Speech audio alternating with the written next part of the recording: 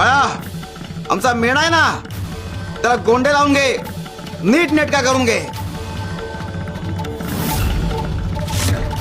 मेणा स्वामी अहो आत्ताच 15 दिवसापूर्वी रंगरंगोटी केली आहे मेण्याला. आणि तसंही तुम्ही हल्ली कुठे बाहेर जात नाही की बाहेरचं कोणी येत नाही इथे.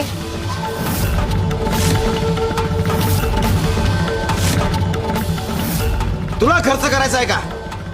नाही नाही स्वामी, अहो तसं काही नाही. ज्याच्याकडून खर्च व्हायचा त्याच्याकडून होईल. मेणा वाढणारी 2 माणसं बोलावून घ्या. जशी आपली आज्ञा स्वामी.